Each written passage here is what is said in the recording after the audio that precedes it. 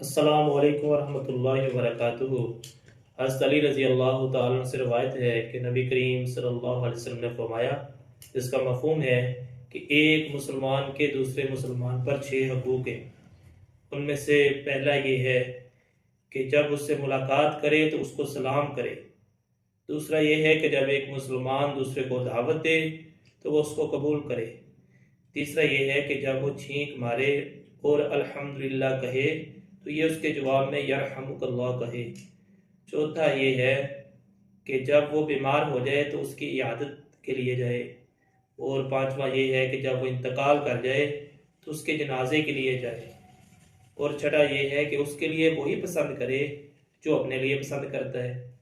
تو اس حدیث سے یہ واضح بات ہے کہ ایک مسلمان کو دوسرے مسلمان کے یہ جو حقوق نبی کریم صلی اللہ علیہ وسلم نے بتائے ہیں تو اس کا خیال کرنا چاہیے۔ ان میں سے یہ جو آپ نے فرمایا کہ جب وہ بیمار ہو جائے تو اس کی عیادت کے لیے جائے۔ حدیث میں آتا ہے جب ایک مسلمان بیمار ہو تو دوسرا اس کی عیادت کرنے کے لیے جائے۔ اگر وہ صبح کے وقت جائے گا تو شام تک 70,000 فرشتے اس کے لیے دعائیں مغفرت کریں گے۔ اگر وہ شام کو اس کی عیادت کرنے کے لیے جائے گا تو صبح تک 70,000 فرشتے اس کے لیے دعائیں مغفرت کریں گے۔ تو اس لیے ہمیں ان حقوق کا جو ایک مسلمان کے دوسرے مسلمان کے اوپر ہیں ان کا خیال کرنا چاہیے۔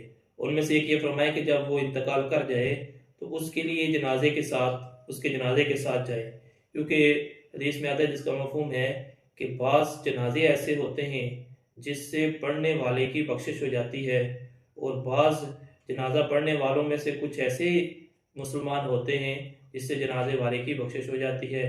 تو اس لیے بہت بڑا عمل ہے اور ہمیں ان حقوق کا خیال کرنا چاہیے۔ اور ایک بات اور فرمائی اس میں کہ اپنے لیے وہی پسند کرے، دوسرے کے لیے وہی پسند کرے جو اپنے لیے پسند کرتا ہے۔ تو اس لیے ہمیں ان حقوق کا خیال کرنا چاہیے۔ اللہ ہم سب کو عمل کرنے کی توفیق عطا فرمائے۔ السلام علیکم ورحمۃ اللہ وبرکاتہ۔